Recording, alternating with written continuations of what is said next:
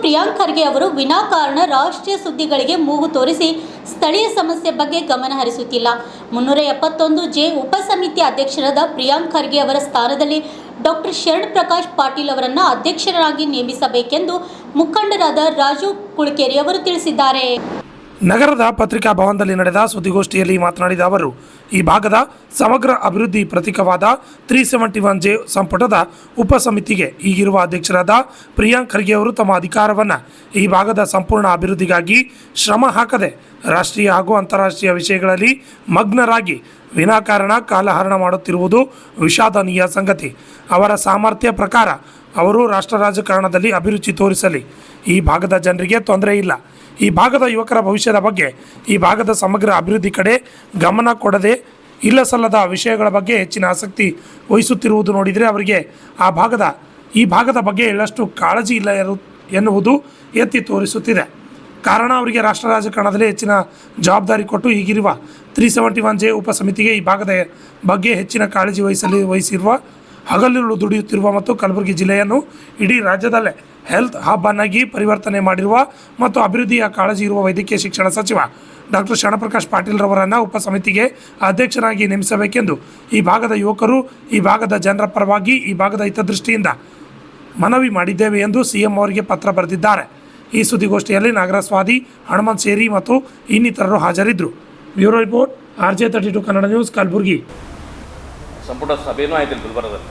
ಅದರಲ್ಲಿ ಕೆಲವೊಂದು 54 ನಿರ್ಣಯ ತೆಗೆದುಕೊಂಡ್ರು. 54ರಲ್ಲಿ 48 ನಿರ್ಣಯ ಈ ಭಾಗಕ್ಕೆ ಪೂರಕವಾದಂಥ ನಿರ್ಣಯ ತೊಗೊಂಡ್ರು. ಅದರಲ್ಲಿ ಮೇನ್ ಅಂದರೆ ಸಚಿವಾಲಯ 371 ಸಂಪುಟ ಸಚಿವಾಲಯ ಇಲ್ಲೇ ಸ್ಥಳಾಂತರ ಮಾಡ್ಬೇಕಂತೇಳಿ ಆಯಿತು. ಸೊ ಅದು ಆಗಿ ಕೂಡ ಸುಮಾರು ವರ್ಷ ಆಯಿತು, ಯಾವುದೇ ರೀತಿ ಪ್ರಗತಿ ಕಾಣಲಿಲ್ಲ. ಇವರು ಅದ್ರ ಬಗ್ಗೆ ಏನು ಚಕ್ಕರ್ ಎತ್ತಾ ಇಲ್ಲ. ಸೊ ಇತ್ತೀಚಿನ ದಿನಗಳನ್ನು ನಾವು ನೋಡಿದಾಗ ಇವರು ಹೆಚ್ಚಿನ ತಮ್ಮ ಅಧಿಕಾರವನ್ನು, ಕಾಲವನ್ನು ವಿನಾಕಾರಣ ರಾಷ್ಟ್ರೀಯ ವಿಷಯಗಳನ್ನು, ಅಂತಾರಾಷ್ಟ್ರೀಯ ವಿಷಯಗಳನ್ನು ಮತ್ತು ಮೋದಿ RSS ವೈಯಕ್ತಿಕ ವಿಚಾರಗಳಲ್ಲಿ ತಮ್ಮ ಅಧಿಕಾರವನ್ನು ಸಂಪೂರ್ಣ ದುರುಪಯೋಗ ಮಾಡ್ತಾ ಇದ್ದಾರೆ. ಅದರಲ್ಲೇ ಮಗ್ನರಾಗ ಹೊರತು 371 ಅವ್ರ ಇಲಾಖೆ ಬಿಟ್ಟರೆ ನಂಗೆ ಅವ್ರ ಇಲಾಖೆ ಬಗ್ಗೆ ಮಾತಾಡ್ತಾ ಇಲ್ಲ. ಅವ್ರ ಯಾವ ITBT ಇರ್ಬೋದು ಅಥವಾ ಪಂಚಾಯತ್ ರಾಜ್ ಇರ್ಬೋದು. ವಿಶೇಷವಾಗಿ ಸಂಪುಟ ಉಪಸಮಿತಿ ಅಂದರೆ ಇದೊಂದು ಭಾಳ ದೊಡ್ಡ ಸಮಿತಿ. ಇದರಲ್ಲಿ ನಾವು ಭಾಳ ದೊಡ್ಡ ಪ್ರಮಾಣ ಹೋರಾಟ ಮಾಡಿ ಸುಮಾರು 30-32 ಸರಿ ಜೈಲಿಗೆ ಹೋಗಿ ಬಂದಿವಿ ನಾವು. ಈ 371 ಒಳಗೆ ವೈದ್ಯನಾಥ್ ಪಾಟೀಲ್ ನಾವು ಎಲ್ಲ ಈ ಉಪಸಮಿತಿಯನ್ನು ಮೋಸ್ಟ್ ಪವರ್ಫುಲ್ ಸಮಿತಿ ಅದೇ. ಈ ಸಮಿತಿ ಯಾವ ನಿರ್ಣಯ ಕೈಗೊಳ್ಳುತ್ತದ ಅದನ್ನು ಸಂಪುಟವು ಕ್ಯಾಬಿನೆಟ್ ಯಥಾ ಪ್ರಕಾರವಾಗಿ ಇಂಪ್ಲಿಮೆಂಟ್ ಮಾಡಬೇಕು. ಅದು ಆಗ್ತಾಯಿಲ್ಲ. ಏನು ಆದರೂ ನೀವು KKRDB 5,000 ಕೊಟ್ಟಿವಿ, 6,000 ಕೊಟ್ಟಿವಿ, 5,000 ಕೊಟ್ಟರು ಓನ್ಲಿ 930 ಕೋಟಿ ಕ್ರಿಯಾ ಯೋಜನೆ ಮಾಡ್ಯಾರ. ಅದು 9 ಕೋಟಿ ಕ್ರಿಯಾ ಯೋಜನೆ ಕೂಡ ಸರಿಯಾಗಿ ಇಂಪ್ಲಿಮೆಂಟ್ ಆಗಿ ಖರ್ಚಾಗ್ತಾಯಿಲ್ಲ. ಸೊ ಅದಕ್ಕೆ ಇವರಿಗೆ ಅಭಿವೃದ್ಧಿ ಕಾಳಜಿ ಇಲ್ಲ, ಈ ಭಾಗದ ಯುವಕರ ಬಗ್ಗೆ ಕಾಳಜಿ ಇಲ್ಲ, ಈ ಭಾಗದ ಸಂಪೂರ್ಣ ಡೆವಲಪ್ಮೆಂಟ್ ಆಗಬೇಕಂತ ಕಾಳಜಿ ಇಲ್ಲ. ವಿನಾಕಾರಣ ಇರಲಿ ಪಾಪ ಅವರೊಂದು ಸಾಮರ್ಥ್ಯ ಪ್ರಕಾರ ಭಾಳ ದೊಡ್ಡ ಪ್ರಮಾಣದಲ್ಲಿ ಬೆಳೆದಿರ್ಬೋದು, ಇರಬೇಕು. ಬಹುಶಃ ಅದು ಸಣ್ಣ ಒಂದು ಹೈದರಾಬಾದ್ ಕರ್ನಾಟಕ ಲೆಕ್ಕಕ್ಕೆ ಇರಲಿಕ್ಕಿಲ್ಲ ಅವರಿಗೆ. ಬೇಡ, ನೀವು ರಾಷ್ಟ್ರೀಯ ಮಟ್ಟದಲ್ಲಿ ಇರ್ರಿ ಅಂತೇಳಿ ನಾವು ಸಿದ್ದರಾಮಯ್ಯ ಅವರಿಗೆ ಬರೋದು. ಅದೇ ರೀತಿ ಸೈಮಲ್ಟೇನಿಯಸ್ಲಿ ಅವರ ಜೊತೆಗೇನೆ ಅವ್ರ ತಂದೆ ಶಿಷ್ಯರಾದಂಥವ್ರೆ ಒಬ್ಬ ಯುವಕ ಇವತ್ತು ಎಷ್ಟು ಅವರು ಒಂದು ಕೊಟ್ಟಂಥ ಆರೋಗ್ಯ ಇಲಾಖೆಯಲ್ಲಿ ಯಾವ ರೀತಿ ಪ್ರಮಾಣ ಹೆಚ್ಚಿಗೆ ಮಾಡೋದು ಕೆಲಸ ಮಾಡ್ತಾಯಿದ್ದಾರೆ ನೋಡ್ರಿ. ಅವರು ಗುಲ್ಬರ್ಗವನ್ನು ಹೆಲ್ತ್ ಹಬ್ ಆಗಿ ಮಾಡಿದ್ರು. ಇವತ್ತು ಜಯದೇವ್ ಆಗಲಿ ಅಥವಾ ಟ್ರಾಮಾ ಸೆಂಟರ್ ಆಗಲಿ, ಇವತ್ತು ನಾನೊಬ್ಬ ಮೆಡಿಕಲ್ ಆಫೀಸರ್ ಇದ್ದೀನಿ.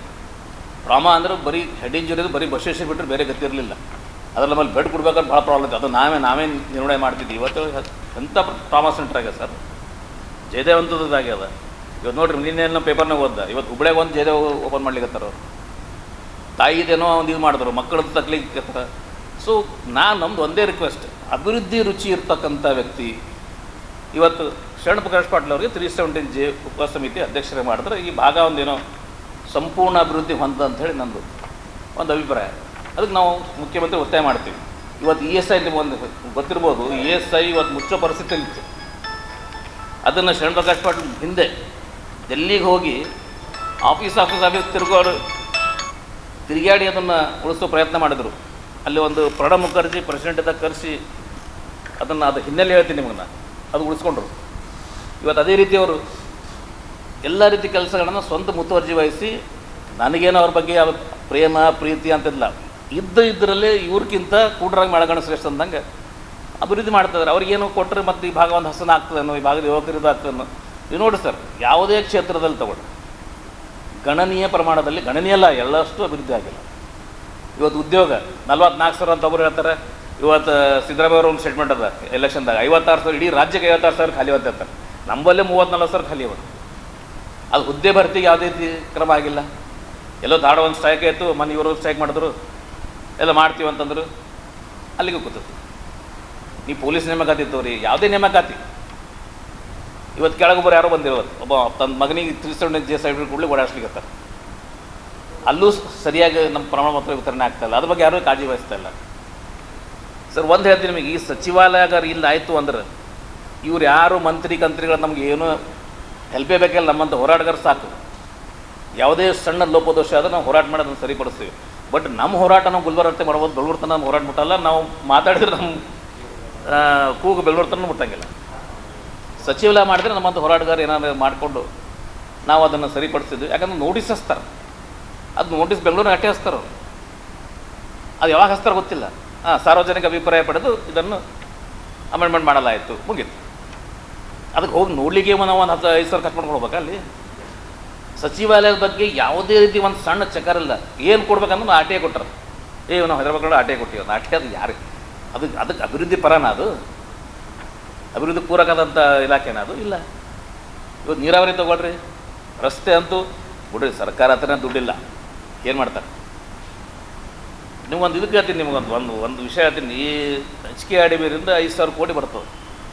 ನನ್ನ ಹತ್ರ RTIನಾಗ ಒಂದು ಇದು ಅದ ಸರ್. RTIನಲ್ಲಿ ನಾನು ಹಿಂದೆ ಕೇಳಿದೆ, ಅವಾಗ ಒಂದು 10 ವರ್ಷ ಕೆಳಗೆ ಕೇಳಿದ್ದೆ, 2015 ಒಳಗೆ. PWD ಅದು ನಂಜುಂಡಪ್ಪ ಅವ್ರದ್ದು ಏನು ಹೇಳ್ತಾನೆ, ರುಟೀನ್ ಬರ್ತಕ್ಕಂಥ ಹಣಕಾಸು ವ್ಯವಹಾರ ನೀವು PWDಗೆ ಏನು ಕೊಡ್ತಿದ್ರಿ, ರುಟೀನ್ ಸ್ಟೇಟ್ ಫೈನಾನ್ಸ್ ಕಮಿಷನ್ ಬರ್ತದೆ, ರಾಜ್ಯ ಹಣಕಾಸು ಸಂಸ್ಥೆಯಿಂದ ಬರ್ತಕ್ಕಂಥದ್ದು PWDಗೆ ತಿಂಗಳಿಗೆ 10 ಕೋಟಿ ಅಂತೇಳಿ, ಜಡ್ಪಿಗೆ 10 ಕೋಟಿ, ಆರೋಗ್ಯ 10 ಕೋಟಿ. ಇವು ರುಟೀನ್ ಬಿಟ್ಟು ನೀವು ವರ್ಷಕ್ಕೆ 2,000 ಕೋಟಿ ಹೆಚ್ಚುವರಿ 8 ವರ್ಷ 16,000 ಕೋಟಿ ಖರ್ಚು ಮಾಡಿರಿ ಅಂತೇಳಿ ನಂಜುಂಡಪ್ಪ ಹೇಳೋಣ. ರುಟೀನ್ ಬರ್ತಕ್ಕಂಥ ದುಡ್ಡು ಬಿಟ್ಟು ಇವ್ರು ಏನು ಮಾಡ್ತಾರೆ, ಎಲ್ಲ ರುಟೀನ್ ಬರ್ತಕ್ಕಂಥ ದುಡ್ಡನ್ನೇ KKIDB ಹೆಚ್ಚುವರಿ ಕೊಡ್ಬೇಕು. ನೀವು ನಮಗೆ ಒಬ್ಬ ಮನುಷ್ಯ ವೀಕ್ ಅವನಿಗೆ 2 ತತ್ತಿ ಕೊಡೋದು 4 ತತ್ತಿ ಕೊಡ್ಬೇಕು, ಬೂಸ್ಟ್ ಕೊಡ್ಬೇಕು, ಗೋರ್ಮೆಂಟ್ ಕೊಡ್ಬೇಕು. ನೀವು ಕೊಡೋ ಹಾಲನ್ನೇ ನೀವು KKIDB ಥರ ಕೊಟ್ಟರೆ ಅದು ಕ್ರಿಯಾ ಯೋಜನೆ. ಅವರು ಯಾವ ಮೇಲೆ ಆಸಕ್ತಿ ವಹಿಸಲ್ಲ, ಕ್ರಿಯಾ ಯೋಜನೆ ಮಾಡಂಗಿಲ್ಲ. 900 ಕೋಟಿ ಮಾಡ್ಯಾರ, ಅದು ಖರ್ಚಾಗ್ತದೆ. ಇದೆಲ್ಲ ನಾವು ಎದಕ್ಕಂತಂದ್ರೆ ಇದ್ರ ಹೋರಾಟ ನಾವು ಭಾಳ ಹಿನ್ನೆಲೆ, ಭಾಳ ದೊಡ್ಡ ಪ್ರಮಾಣ ಹೋರಾಟ ಮಾಡಿ ಜೈಲಿಗೆ ಹೋಗಿ ಯಾರ್ಯಾರೋ ಎಷ್ಟೆಷ್ಟೋ ಮೈ ಪರ್ಸ್ಕೊಂಡು ಹಣ ಖರ್ಚು ಮಾಡ್ಕೊಂಡು ದುಡ್ಡು ಮಾಡಿದ್ರೆ ಈಗ ನಮ್ಮ ಭಾಗದವ್ರೇ ಆದಂಥವ್ರು ಮತ್ತೆ ಹೇಳ್ಕೊತಾರೆ ನಾವೇ ಮಾಡಿದ್ದು 370 ನಮ್ಮ. ಹೌದಪ್ಪ, ನೀವು ಮಾಡಿದ ಸಾಧನೆ, ನೀವು ಮಾಡಿದ ಒಂದು ಇದಕ್ಕೆ ಇದ್ರ ಕತೆ ನೀವೇ ಕುತ್ತಿಗೆ ಚಿಗ್ಲಿಕ್ತಿರೋದು. ಏನು ಮಾಡಿರಿ ನಿಮ್ಮ ಸಾಧನೆ ಏನದ? ಇಷ್ಟು ವರ್ಷದ ಏನು ಮಾಡೋದು ಮಾಡಿರಿ.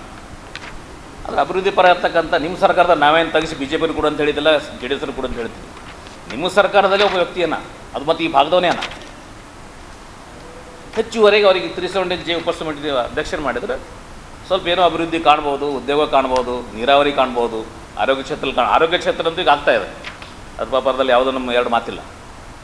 ಅದಕ್ಕೆ ನಾವು ಒಪ್ಕೊಳ್ಬೇಕಾಗ್ತದೆ. ನಾವು ವಿರುದ್ಧ ಮಾಡ್ತಾ ಇದ್ದರೂ ಕೂಡ ಅಂಥವ್ರು ಒಪ್ಕೋಬೇಕು ಆಗ್ತದೆ. ಅಷ್ಟರ ಮಟ್ಟಿಗೆ ನಮಗೆ 370 ಆದ್ರೆ ಸರಿ. ನಮಗೆ ಎಲ್ಲ ರೀತಿ ಹೋರಾಟ ಮಾಡ್ಬೇಕು ಸರ್. ನಾವು ಒಂದು ಸಣ್ಣ ಸರ್ಟಿಫಿಕೇಟ್ ಹಿಡ್ಕೊಂಡು ಎಲ್ಲ ರೀತಿ ಹೋರಾಟ, ನೇಮಕಾತಿಯಲ್ಲಿ ಹೋರಾಟ ಮಾಡ್ಬೇಕು, ಪ್ರಮೋಷನ್ ಹೋರಾಟ ಮಾಡ್ಬೇಕು. ಅದು ಸಚಿವಾಲಯ ಇಲ್ಲಿ ತರಬೇಕಂತೇಳಿ ಕ್ಯಾಬಿನೆಟ್ ಡಿಸಿಷನ್ ಆದರೂ ಅದು ಒಂದು ಪ್ರಯತ್ನ ಮಾಡ್ತಾ ಇಲ್ಲ. ತರದಂತೂ ಭಾಳ ದೂರ ಆಯಿತು. ಅದ್ರ ಪ್ರತಿ ಯಾವುದೇ ಕೆಲಸ ಆಗ್ತಾಯಿಲ್ಲ. ಇಂಥ ಒಂದು ಪರಿಸ್ಥಿತಿ ಒಳಗೆ ನಮ್ಮದು ಒಂದು ಒತ್ತಾಯ ಅದ. ಇದನ್ನು ಮಾಡದಿದ್ದರೆ ಹಂತ ಹೋರಾಟ ಮೂಲಕ ಸತ್ಯಾಗ್ರಹ ಆಗಲಿ ಅಥವಾ ಘೇರಾವ್ ಆಗಲಿ ಸರ್ಕಾರ ಗಮನ ಸೆಳಿತೀವಿ. ಬಟ್ ಅಭಿವೃದ್ಧಿಗೆ ನಾವು